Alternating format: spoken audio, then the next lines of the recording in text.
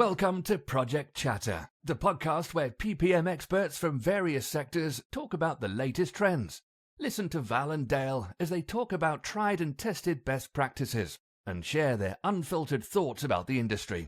Whether you're here to learn how to progress your career, improve your project control skills, or just want to hear an Aussie and South African rant about projects, then you've come to the right place. Welcome to the Project Chatter podcast with your hosts, Dale Fung and Val Matthews. In this episode, we spoke to Becky Holliday. Project manager turned health coach Becky Holliday helps kind, ambitious women feel happier, healthier, and more confident in themselves so they can look and feel their best inside and out. She's the founder of a life-changing, tailored-to-you wellness program and weekly well-being newsletter that's helping over 400 women become the person they really want to be. Becky encourages you to put yourself and your health first through 3 simple pillars: train your mind, eat good food, and move your body. Now, look, Becky focuses, sort of in real life on women, but she also mentioned about men as well. So this podcast is for both genders. It's for everyone and anyone that's in the project profession and wider, actually. We spoke on all 3 areas, all 3 topics, from spirituality through to eating well, and shared different ideas like ikigai, and different tools you could use to prioritize your day, etc. But Val, it was good to have you parachuted in, not quite halfway into the pod, but I was reporting earlier on in the podcast that you're MIA, and there you were. We found you. You dropped in. What did you take away from this pod? Couldn't leave you alone for too long, Dale. I love the pod. I think we tend to go into technical and leadership and other behaviors, but it's very rare that we take time out for ourselves. And I think for project managers who are listening to this, because she has a background in our sport, she understands the pressures and the stresses. So we did get into the detail of why that's important to feed the mind and maintain and balance the body. It's not just about how you work in the professional setting, but it's also what you do when you leave work. And she brought a new perspective on it, which I think everybody will love. Yeah, absolutely. Couldn't agree more. And, I think it's quite appropriate timing. This is the last episode for 2025 as we head into the Christmas, New Year festive period. We hope all of you have had a great year. I know a lot of people have been quite busy, but hopefully it's been a successful one for you as you close off the year. We hope you have a fantastic 2026. We'll obviously catch up with you on that side. But yeah, Val, just a nod to our guests this year. Absolutely. And yeah, exactly. And look after each other during the holiday periods. They tend to be the ones where we have the most accidents, particularly in Australia. So look out for one another and get some downtime. Absolutely. Couldn't agree with that more. So folks, we will catch up with you in the new year. But as we say, keep listening, keep liking, and keep paying it forward.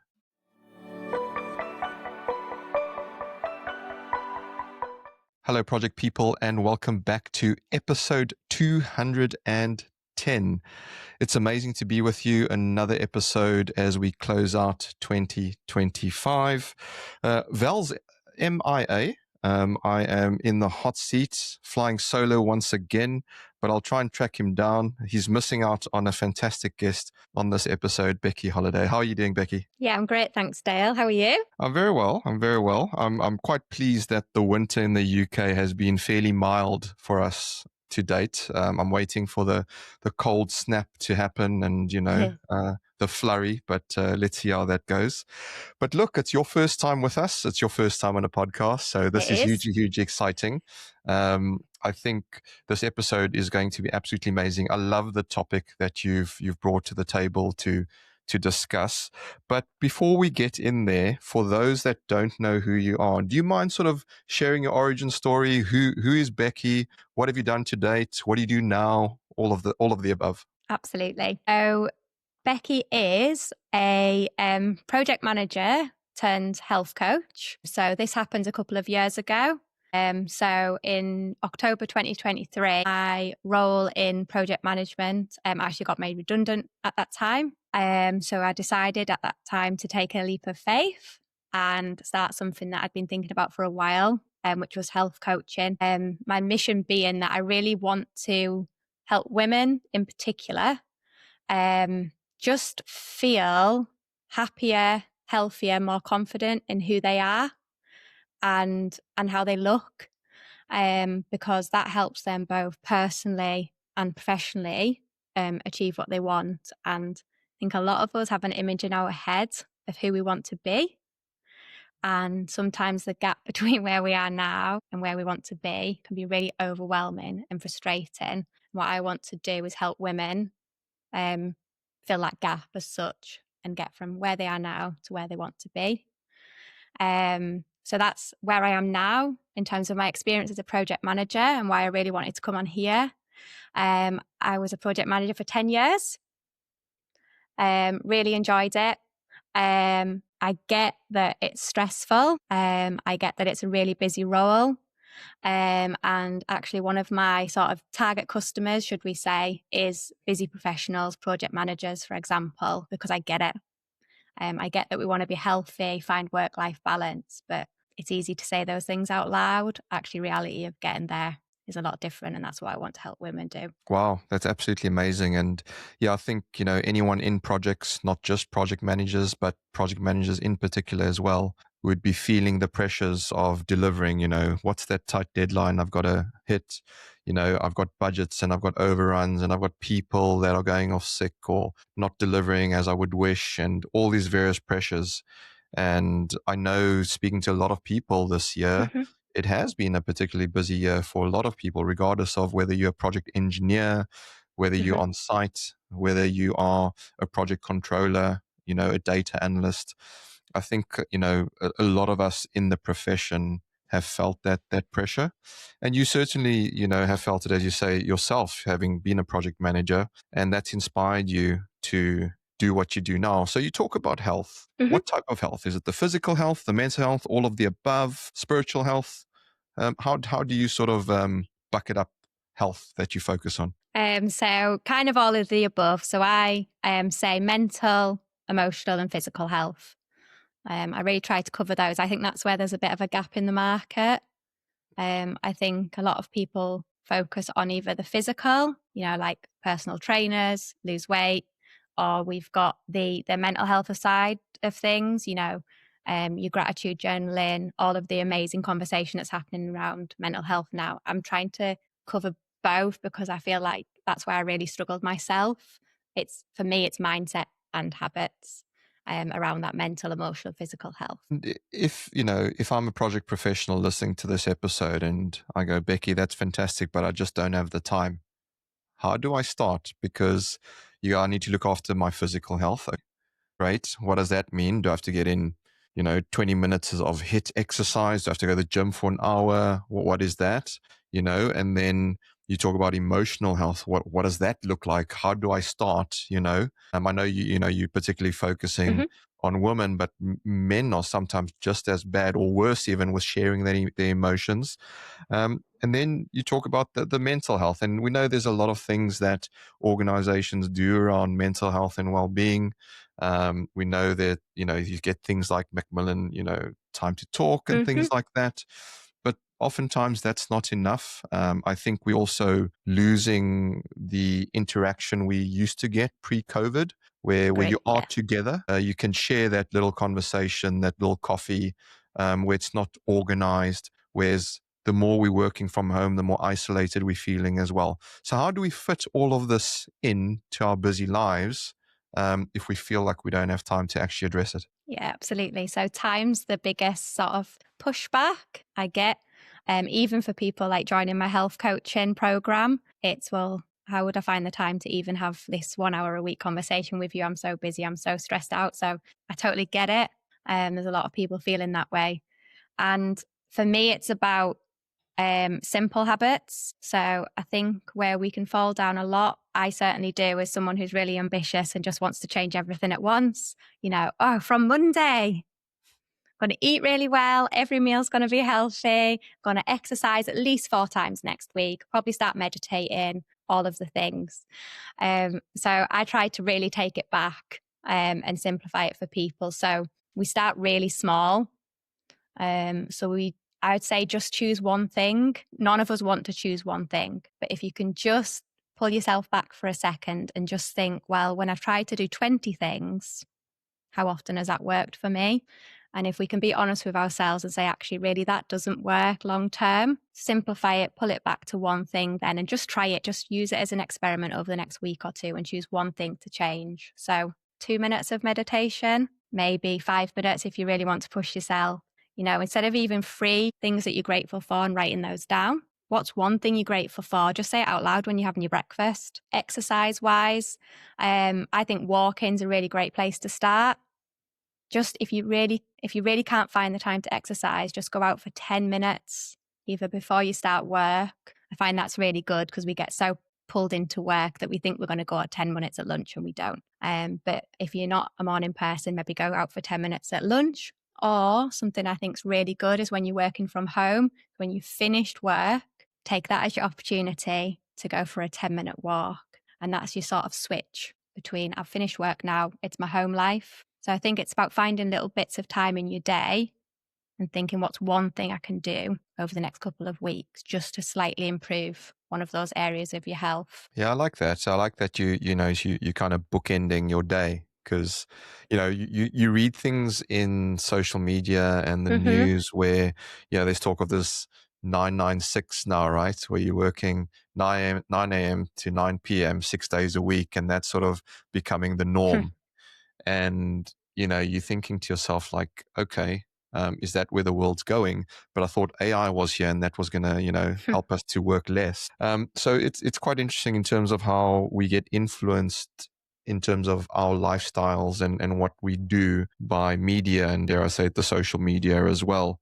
If I may add to that, I think is what I think you're alluding to there is from the mental side is just being present and thinking about what's going on in that moment rather than sort of, letting your mind race all over the show because you've got 10 million things that are happening in your life.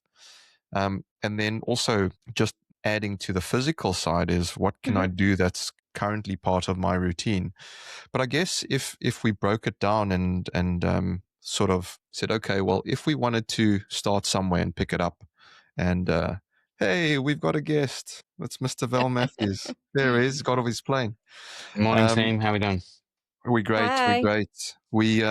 We found him, folks. We found him, listeners. He was MIA. We sent out the search party, but Val's joined the party.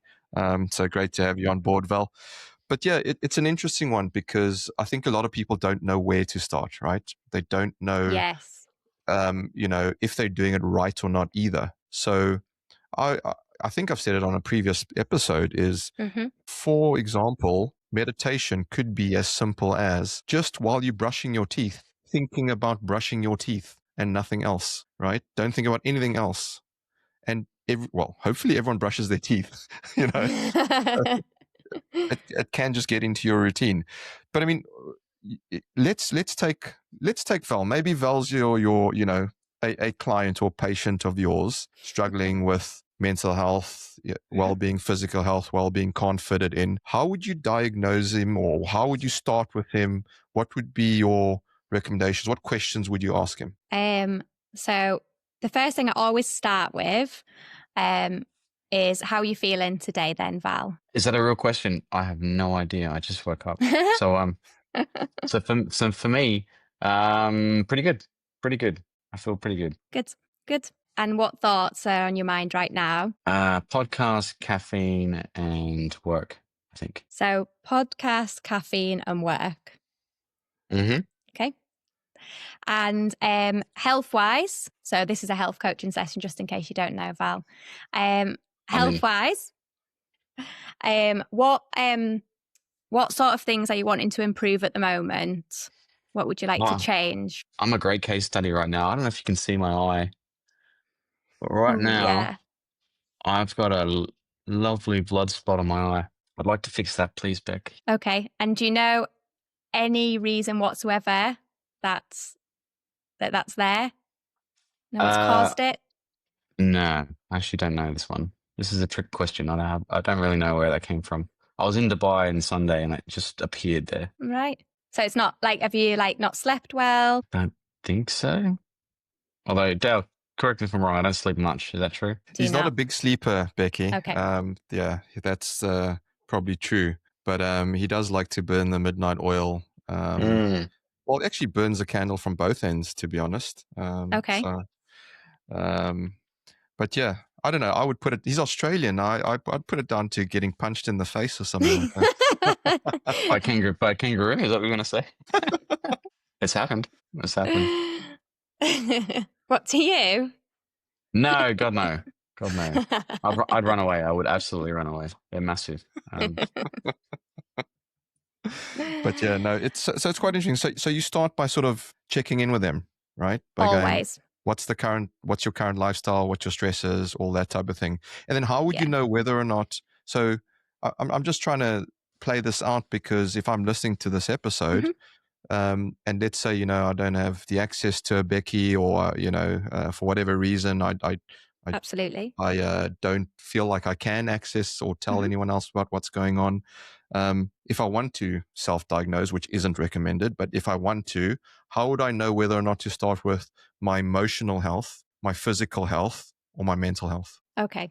So what I'd usually ask people to do is just share like what it is they really want to achieve. And it's usually quite a long list. So, I want to create a morning routine that gives me energy, gives me a bit of time for myself each day. I want to eat better. I want to stop eating junk food. I want to stop snacking late in the evening. I would really love to exercise more, spend more time with my family and friends, get that work-life balance. So the list is quite long. So what I then ask people to do, or which one of those is your most important? Which one will make the biggest difference to you right now if you're able to achieve it over the next few weeks? Get people to choose that. And then from there, we choose like a really simple habit. And that kind of automatically determines which area that the person's going to focus on, if that makes sense. Yeah. And I'm sure you've like picked this up already, just in general, like everything's so intertwined, isn't it? Yeah, 100%. You know what I mean? It's amazing how when, you take care of the physical, actually the mental health equation becomes easier. So for example, when we were in lockdowns, I remember I didn't have to go to work, right? Because everyone was working remotely. But I used to be able to go for 5K runs during the week, because you can just wake up and go for a run. You don't have to commute or anything like that.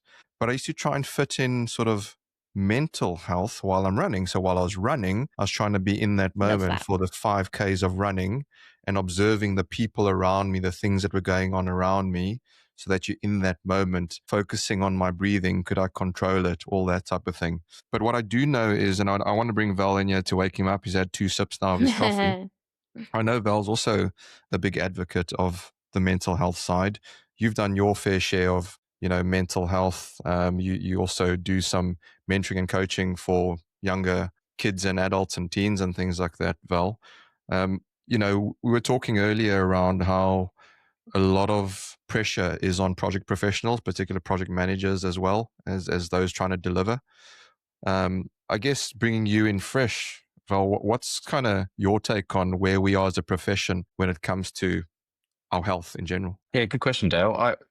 I'm speaking on behalf of people that I don't know, but Australia is quite broad, and we have a challenge with skill sets. So we have a lot of big projects, Becky, but we don't have enough people to complete them. And, you could argue you can bring people in, people can fly in. But end of the day, and I think a lot of projects, Dale, we've been on or been a part of, there is always a heroic effort to the finish line. And so for a lot of people, I don't think projects is the right role for them. I used to think you could train everybody, Becky, into handling pressure, but some of those barriers to deal with pressure, I think, come from a deeper place, and people don't deal with them or address them or practice the habits or the discipline to work through them. And maybe they need someone professional to help them through that. So for myself personally, the biggest challenge, and it was good that you mentioned COVID, because that was a test for everybody, wasn't it? But the biggest challenge is offsetting the hard work. And as you said, I should believe that too. I think there is a physical connection. If you can't fix the mind through the body. And so I always encourage people not to sit around, do nothing and drink and eat crap. I encourage people to get out there and do something physical, whether it's a team sport or whether it's a run or whether it's the gym or whether it's martial arts or something. But a lot of the people in Australia, and I'm just thinking of the people that I work with specifically on projects, because they've got families and time is very short. By the time they get home, they're already exhausted from the week. So we do have a lot of people struggling, even some mentees and some people that I coach through. They struggle with balancing the effort. And the hard thing is you're usually not, you're going to be a morning person or a night person.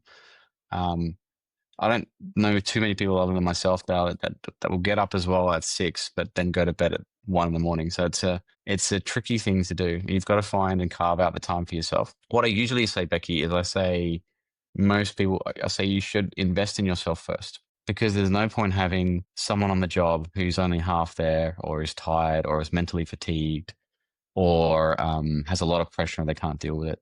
So the sound of it here is very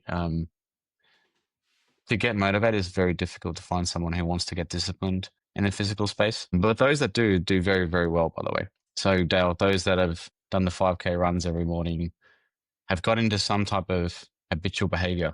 And Becky, I'd love to know your opinion on this. From what I've read and seen in videos and training courses I've been to, one of the things that I get told is motivation is temporary. So you have kind of like a battery of motivation, and maybe you go see something or someone inspires you, or you read a book and you're like, yep, that's it. I'm starting the diet tomorrow. You have a finite amount of resources to maintain that motivation. And what they tell you is that the way to get a habit to start is actually discipline. And it's, we've got kids as well, Dale. I'm sure you do the same thing, bedtime routines, morning routines. The best way to maintain something over the long term is discipline, but the short term is motivation. Is there any truth to that, Becky? Yeah, so I definitely agree. I think motivation gets you going. Yeah, so I want to change. And then discipline definitely gets you started. But I think we have to keep it really small. Whatever that thing is that we want to start, we have to keep really small, because I see discipline as that battery as well, that willpower, Yeah. So it's exactly. easy to do like 1 or 2 5-minute habits when you're first getting started, compared to, what we all try to do, which is change everything on Monday morning. Yeah, exactly. And a lot of those times, once the motivation runs out, they'll go back into previous habits. Is there any statistics, Becky, on like in terms of stressful roles, where does project manager sit in the world? What level? So I don't know if there's any stats on that, but from just my own experience, I've also worked with few people in this area. I would say it's one of the higher stress roles, I think, because there's a leadership there, and thinking about, for me, I think a lot of project managers as well, caring about other people, and then you've got the pressure of those deadlines, timescales, costs, resources. What you said earlier, not enough people to get the work done. But then I suppose as well, the flip side of that is you ask anyone, and we've all got the most stressful job, haven't we? Because we're in it. We're in it ourselves. Yeah, that's true. What's the most stressful part from your experience, or the people that you talk to? Like, what do they say specifically in project? Because project management is quite broad. Is it the workload? Is it dealing with people every day? Is it their boss? Like, what is the one thing that really triggers them? Good question. Let me think. I think it's workload, but thinking that we have to do everything, if that makes sense. So I'm very big these days on prioritization, and that actually we can't physically get everything done. Like there will always be something else to do. Yeah. So you know what I mean? So even though the workload is high and the expectation's always there to do more and more, and maybe there's some tools that we could all get taught, teach ourselves, and speak to others about in terms of that prioritization. And maybe as well, talking to people and being honest, know, that, if you want me to do this, I can do this. That's not a problem at all. But what am I dropping on the other side? How to be much able of to put this in. How much of it is sort of internal versus external? And I'm not suggesting that people make things up, but we Oh, no. can sometimes in our minds make things bigger than they are. And I've this week I've been reminding myself of stoicism and being stoic. I used to listen to a lot of podcasts and read it, around stoicism, and I've sort of looked at my own sort of past few months this year and gone, I've forgotten about how to apply those tools. And there's a lot that can be learned from the Stoics, but how much of it's internal versus external? How much is in your control, that pressure that you feel, versus you can't do anything about it? Yeah, I think we put a lot of pressure on ourselves. Maybe personality types, high achievers wanting to do our best, be our best, and prove we can do it, not let people down. So I do think there's a lot of pressure. I don't know about you guys, but sometimes when I look back, I realize that. But in the moment, it's really hard to see that it's you. You actually feel like it's coming from the outside. But when you look back, actually, a lot of it was you. And I need to do this. And yeah, one of the things I do, I'm quite a visual person, right? I know Val is well. We always joke when Val and I work together. He likes to draw.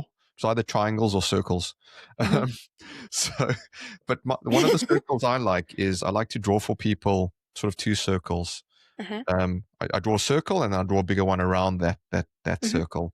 And I go, everything in the smaller circle is your circle of control. Everything outside of that is your circle of influence, and everything outside of that is you can't do anything about it. And I tell them, just focus on what you can control in that first smallest circle, because all the other stuff is just noise. You can't really do anything about that. But you spoke about priorities and being, prioritizing tasks and activities being a key lever or tool that you are helping people with. Are there any particular ones that you can share with those listening? In terms of prioritizing? Yeah, how do they prioritize?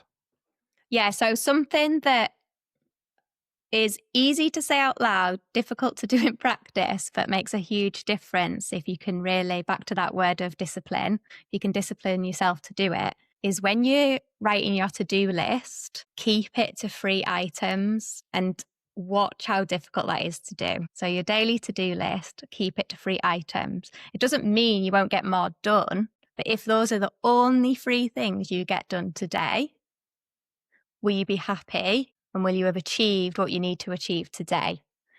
And it sounds easy. It's really hard to do. But if you can do that and say to yourself, if I get these 3 things done, I can go home. It makes a massive difference. And you'll write more than 3. I do it often. You write more than 3, but you push yourself to cross things off and push yourself to get down to 3. Makes a big difference. It also makes you feel good at the end of the day, because we feel crap when we get to the end of the day and we had 20 things on our list and we didn't tick them all off. We were never going to tick them off, but we still feel rubbish about it. But we feel really good when we tick off the 3 things. Yeah, you might tick off 3 things off the 20 anyway, but psychologically it feels better because you've completed your list, if that makes sense. But that's a really good one. It's really hard to do in practice, but it's a really good one because it forces you to prioritize and ask yourself which of these are really actually that important. Yeah, there's something in that, Becky, because not getting it out of your head is a danger, right? Having too much in there. And there's a concern, at least a book that I've read, around open loops. I don't know if you've heard this, Dale. If you've got things that are unfinished, they become an open loop and you keep thinking about them and thinking about them and thinking about them. And the problem with a lot of people, if they have too many, that causes a lot of stress. And it's not conscious stress, it's unconscious. So it can affect the body, you can be sluggish, you can be, lethargic. So having some way of closing it off in your mind, and it might be a checklist, it might be picking a button. If you look at some of the new project management tools, which I look at software a lot, Becky, if you look at some of the tools that are coming up in the space, I wouldn't necessarily call them project management tools, but Monday, Asana, Airtable, particularly Monday and Asana, ClickUp is another one. When you finish a task, a little unicorn races across the screen, in a little rainbow shoots out of its bum. So there's something around a dopamine hit. And they've obviously caught on to the fact that if you check something off, you should be rewarded mentally. We have the same thing when we see notifications on our apps. When we see a notification on our app and we close the app or we remove the notification symbol, we have 3 notifications, we get a feeling of, or a dump of dopamine that says, well done, you've completed something. Because as humans, I think we are designed to hunt and kill. We're designed to protect and provide. So there's some mechanism in there, I think, that when we go out and we want to achieve something, that our minds are set until that thing is achieved, because that's a survivability thing. I actually think there's something to that. What I would say though, Becky, what about those high achiever, high aspirers, those people that are okay to sit with the pain? I know you mentioned Stoic and Stoicism, Dale. I'm a big fan of Ryan Holiday and a few others. I actually do take and subscribe to this. But for those that say struggle is just part of life and good, it means you're doing something worthy. What do you say to those people? Because they would look at a list of 3, let's say, even myself in that kind of list, Becky. At the end of the day, I say, have I done enough? That's one of the questions that I ask myself every day.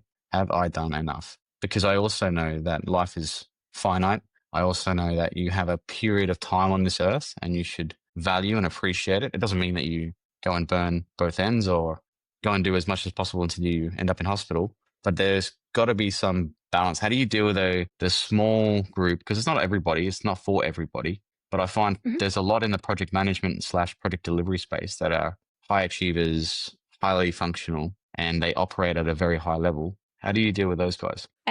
So I guess 2 things on that. So one thought is try it, just try it and see how you feel.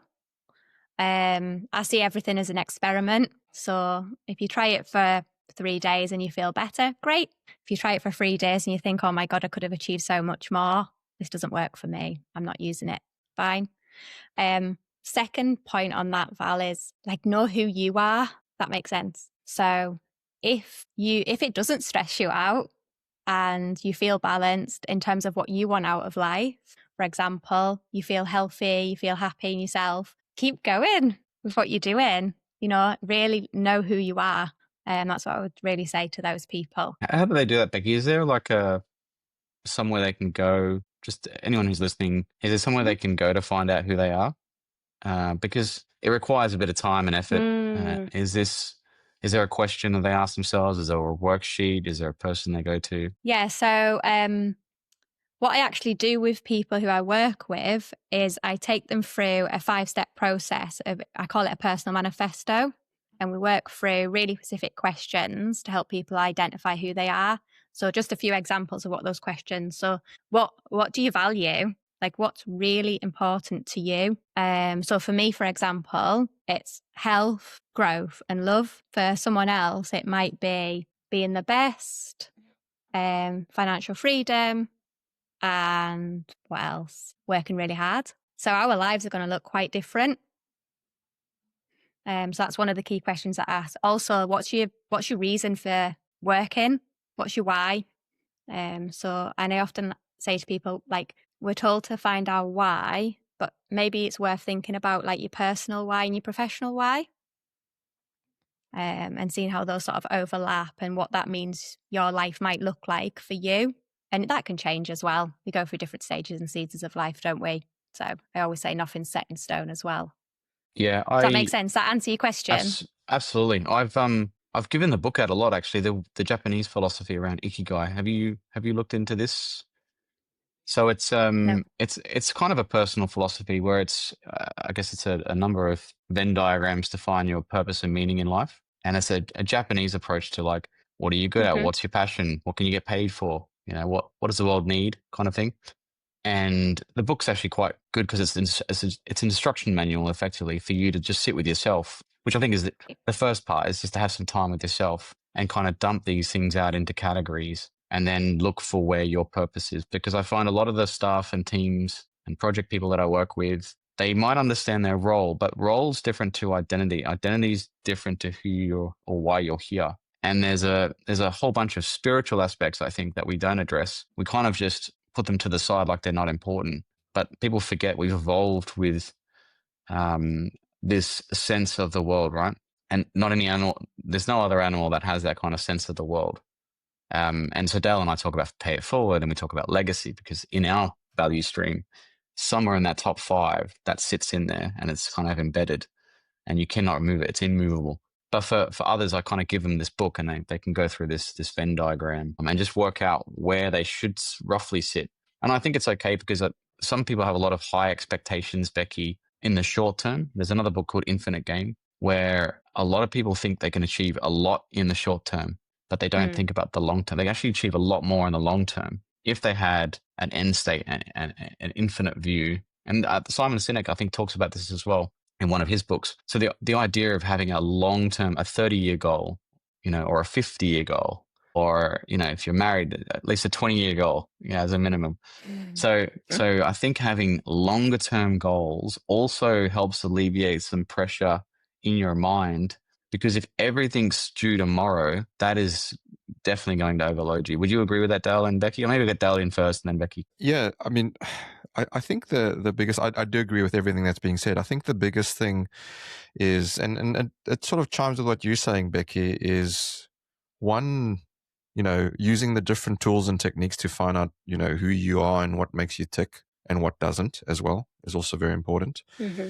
But then also understanding what tools there are out there to deal with when you go through hardship, because not all tools work for everyone, as Val was saying. Part of why we do this podcast is to make people aware that there are different tools and techniques. I love the notion of Ikigai and what it brings, but that might not resonate with others out there.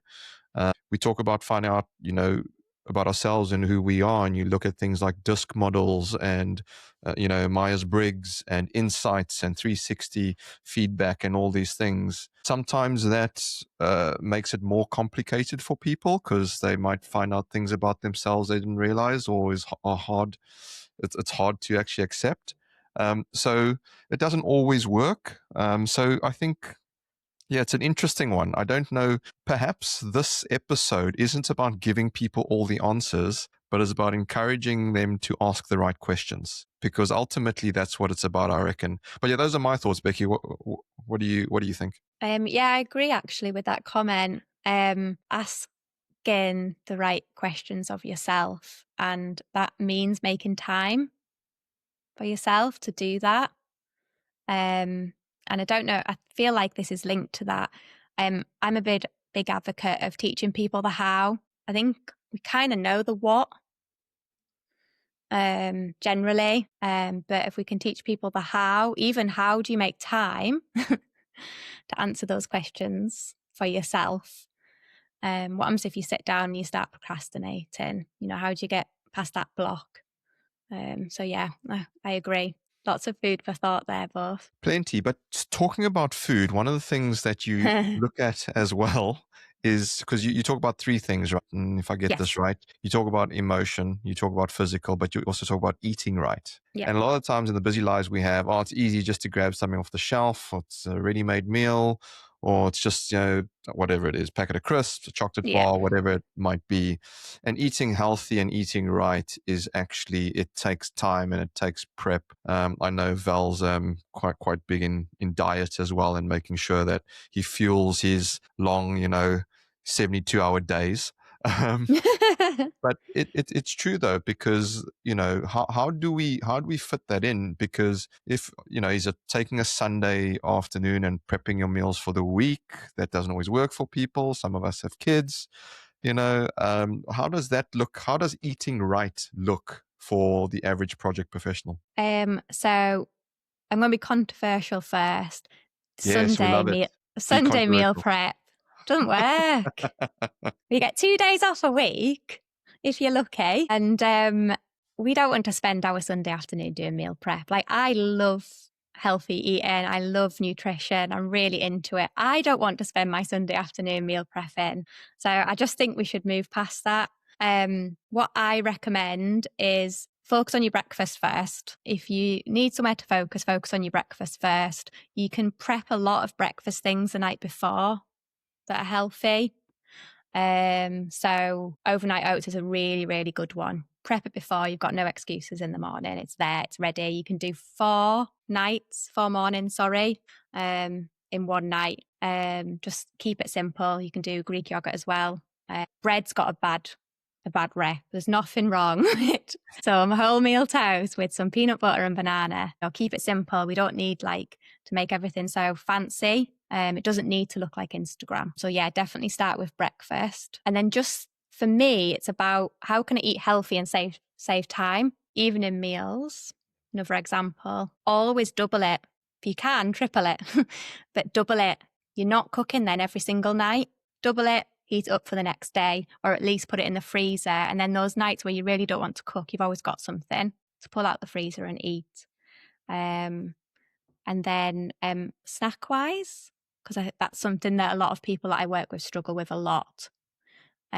Just think of 2-3 healthy snacks that you can have,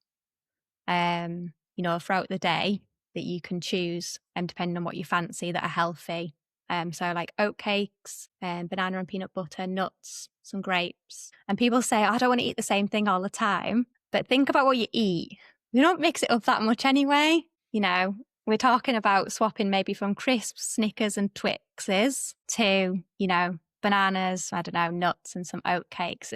We don't eat as differently as we think we do, if that makes sense. Yeah, 100% makes sense. A couple of comments and I'll bring Val in because I know this is a topic he loves as well.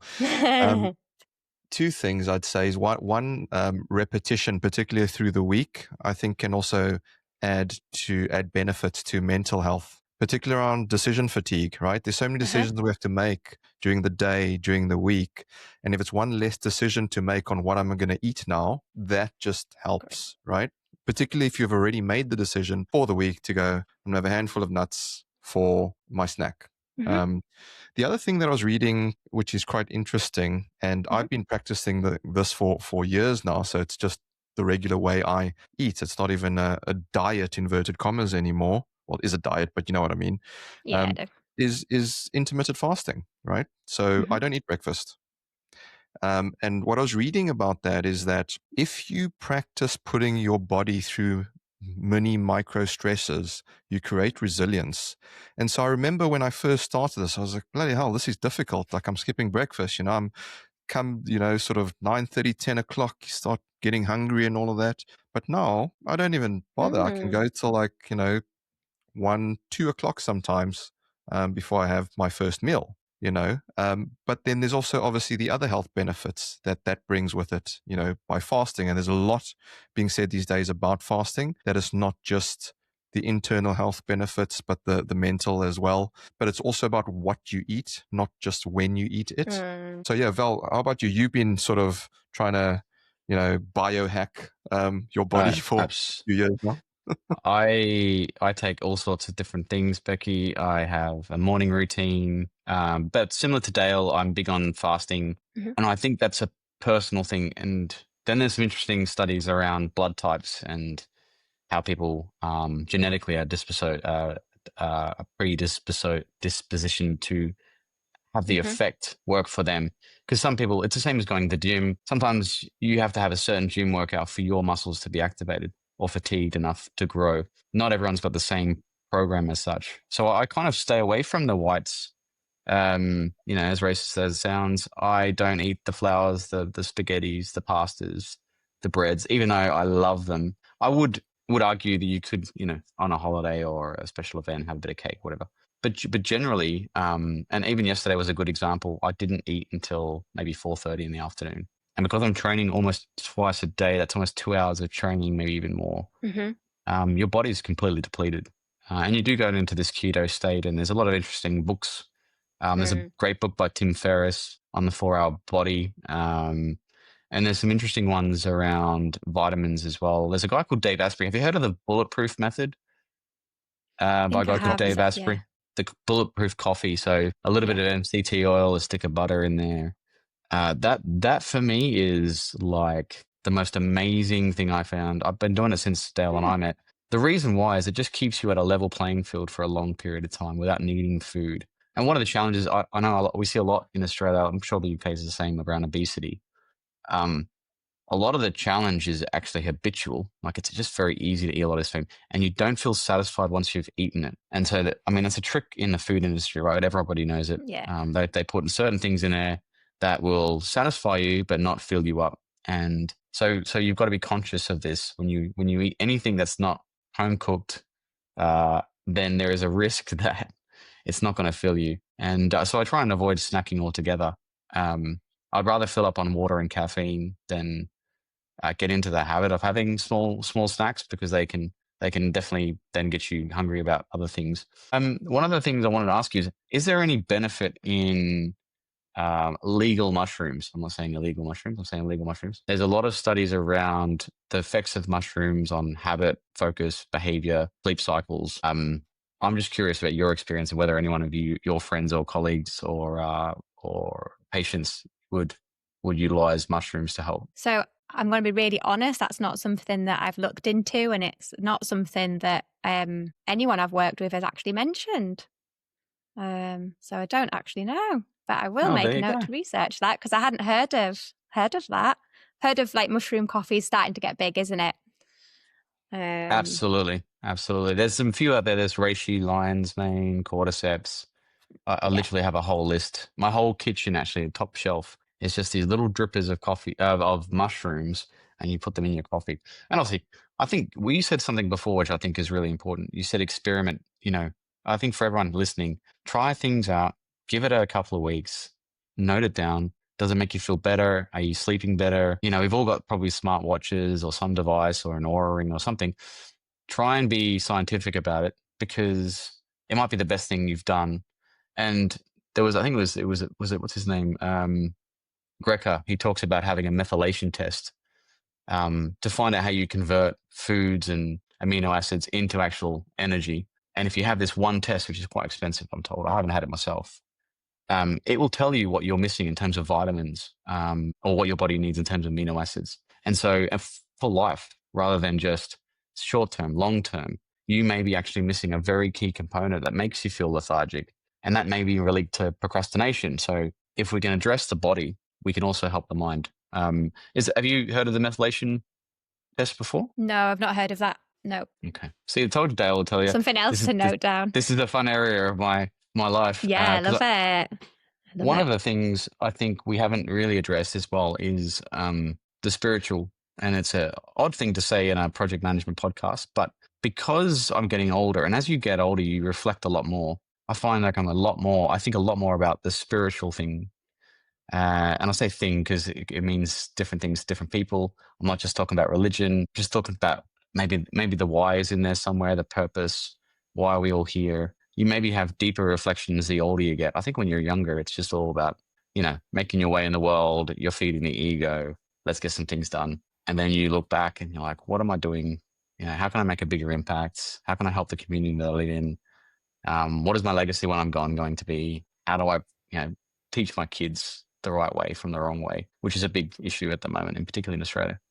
Is there, when you talk to your people, your tribe, how do you address spiritual elements? Do you not talk about them at all? Do you just talk about mind and the body? Because I'm just wondering how you factor that in. Yeah, so I think what you said there, it's back to the why, so like why are you here? Why do you do what you do?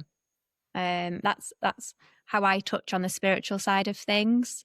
Just trying to think what else. Because I've really started digging into that in the last sort of 3 or 4 years. And it does make you think differently, doesn't it? Yeah, there's I think there's sometimes it's useful as a guidance system. Sometimes it's useful to find another avenue for calmness or give yourself a higher purpose so that if you, and obviously I'm on the fence here, probably agnostic there, but like if you believe that there is nothing and this is all by accident, for a lot of people, I think that actually could be quite demoralizing. Now, I don't mind really. Sometimes knowing that there was some intelligent design or that there was a reason why we put Dale on this planet, that could be very inspiring and that could be useful for Dale at least. So as a guidance mechanism to something purposeful and meaningful, I think it's a really good system. Obviously, it can be radicalized, which is a bad idea, but I think there is something to having a part of that My wife's very spiritual. I'm not very spiritual, but I find that she's influenced me over the last 20 years. Mm. She goes very deep on some subjects, and because she comes from a plane where everything is for a reason, and it's all by design. That's quite a contrasting view, and it's good to have people around like that. So maybe my question is, if you don't have Mhm. people like that around you, should you? And what do you see the long-term benefits of having spiritual influence on your life is? So first question, should you have the people with that spiritual influence around you? I guess there I would probably start with books and see if it actually resonates with you. Podcasts as well. I think we're so lucky with podcasts as well, aren't we? And just see if it resonates with you. I just think we have to be careful in terms of, I guess, making not assumptions, but it's that one size fits all. Just experiment, back to that word, have a look and see if it resonates with you and if you want more people who are spiritually inclined in your life. And what was the second question?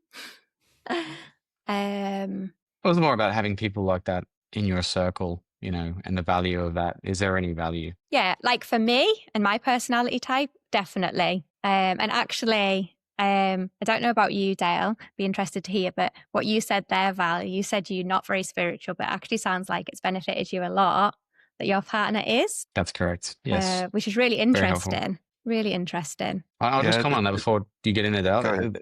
I think the value is that they seem to have, and I say they, the spiritual I know type what you mean. seem to have a deeper meaning in things. So you're like, you'll walk on a pedestrian crossing and a bus will just miss you, and you'll tell your wife at home, and you're like, oh, that was close, and you'll leave it there. Usually, the general type will leave it there. She won't. That there'll be a deeper reason for that. Or there'll be a coincidence, and there's a number of coincidences. Yeah, And love that. she'll be like, there are no coincidences. You are meant to be there at that time for a purpose. And I quite like that, actually. That's quite fulfilling in a way. And I can see why there's an attraction to that. And that's why I think it's a good contrast to me, because I'm always thinking about the next thing or work next week or bigger plans, but she's thinking about deeper meanings of the present, and they do very much stay in the present, and that's a very, very important factor. Yeah, it's interesting. There's a lot to be said about belief systems. As you both were chatting there, I was thinking about Yuval Harari and his book Sapiens, and how he challenges beliefs, but not necessarily just religious beliefs. He starts off with religion and how it's all a belief system, but then so are states, countries, companies. It's all belief system. Money is a belief system. Yeah. Right. And so anything that isn't physically there is a belief system. But he's saying that not all belief systems are necessarily bad, because we do need belief systems. We need belief systems for order, to keep things in order, to, ensure that there's not chaos.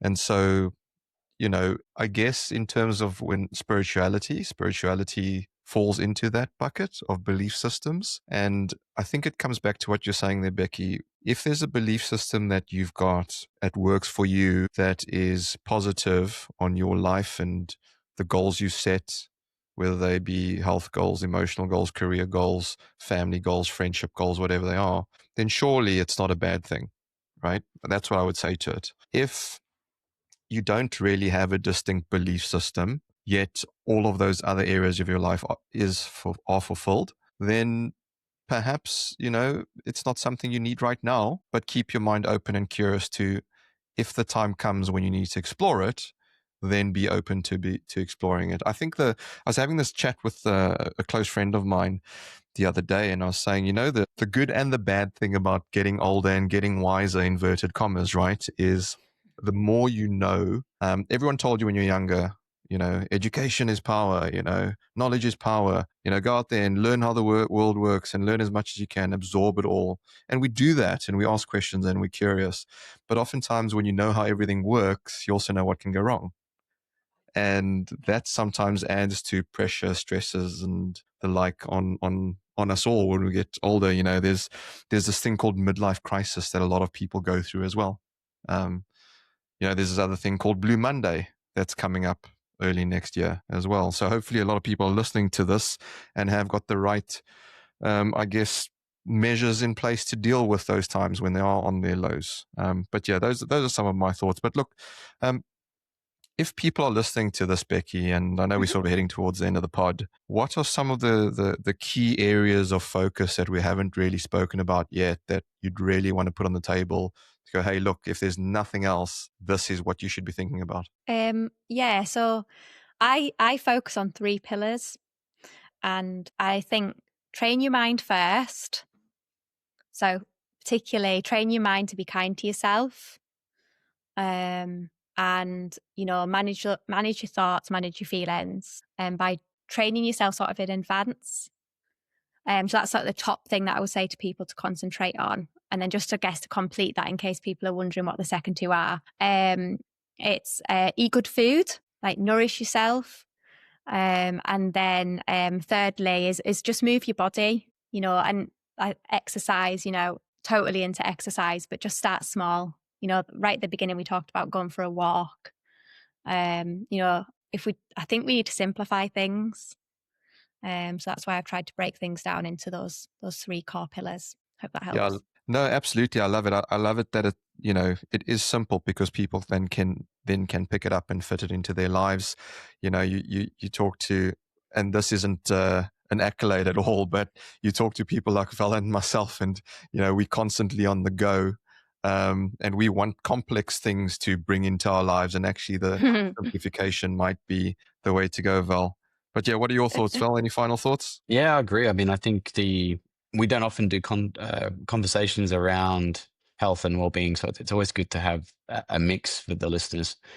The other thing I'd say is a lot of people are, at least this is the consensus, a lot of people are focusing on big problems that they can't solve. Back to your circles, Dale. The best thing I think Jordan Peterson said is to just make your own bed. Small accomplishments in your own life are the best way to start anything. Then you can start taking on bigger programs and problems. But the problem is a lot of people don't want to deal with the small problems in their own lives, so they focus on problems outside of themselves that they can't control. And there's something around cause and effect.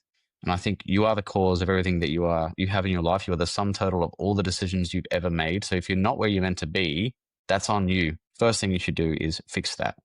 And so the hard part is trying to get all of that out of your head. And I think then you've had some methods and some checklists and some different ways to approach the problems. I think that's absolutely wonderful. I think there's a lot of resources out there.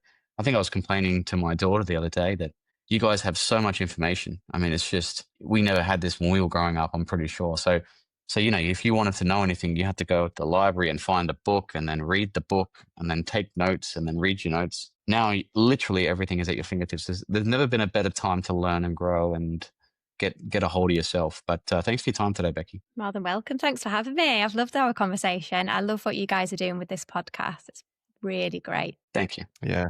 No, thank you very much for the kind words and the feedback. And yeah, it's been a pleasure and privilege to have you on this podcast. But there we have it, folks. That is the end of this episode. So remember, if you like what you've heard, please do help us pay it forward and share a link to this episode on your favorite social media. Once again, a massive thank you to our guest, Becky Holliday. And thank you all for listening. Till next time, we say stay safe, be disruptive, and have fun doing it. From me and Val, it's bye for now.